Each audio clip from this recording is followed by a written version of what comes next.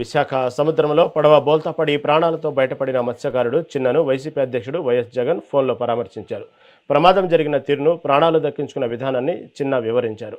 ఈ ప్రమాదంలో 6గురు గల్లంతు కాగా అధికారుల ఆలక్ష్యం వల్లే ఈ ఘోరం జరిగిందని జగన్ మండిపడ్డారు. 50 లక్షల రూపాయల విలువైన బోటు మునిగిపోయి ఉపాధి కోల్పోయినా ప్రభుత్వం చిన్నను పట్టించుకోకపోవడాన్ని తప్పుపట్టారు. బాధిత మత్స్యకారుడికి వైసీపీ అండగా ఉంటుందని, ప్రభుత్వంపై ఒత్తిడి తెచ్చి న్యాయం చేస్తామని జగన్ భరోసా ఇచ్చారు. ఇది బోర్ నుంచి వస్తున్నాం అన్న. బోర్ నుంచి వచ్చిందిగా వైజాగ్ 10 మైళ్ళు ఉంది. వైజాగ్ 10 మైళ్ళు ఉందన్న. మనం చేయరా నాకు ఇచ్చే అంటే చెప్పికి వచ్చిన 10 మైళ్ళ నుంచే బోల్తా కొట్టేసింది బోటు.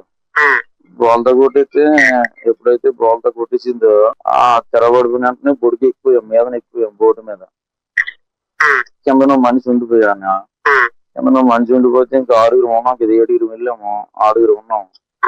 అయితే ఎప్పుడైతే మనిషి చనిపోయాడో మనిషి కోసం ఏడుస్తున్నా అన్నయ్య కొడుకు.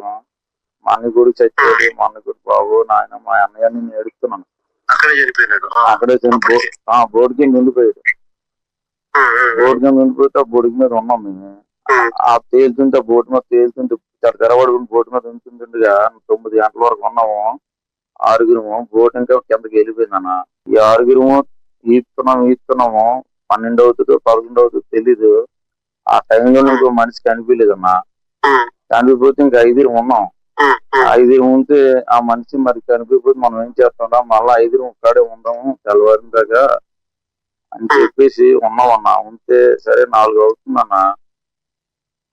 4 అవుతుంటే షిప్ అనిపిస్తుంది. అయితే షిప్ కాడికి ఎలాగైనా వెళ్ళాలని చెప్పేసి వెళ్దామని అంటే మా అన్నయ్య అన్నాడు, నేను రాలేనురా చచ్చిపోతాను, నేను తెప్పలు గిప్పలు ఏమి వస్తే జాలాలు తెప్పలిపోతాను, నేనైతే రానంటా చచ్చిపోతాను అన్నాడు. బోట్ అయితే ఏమీ లేదు.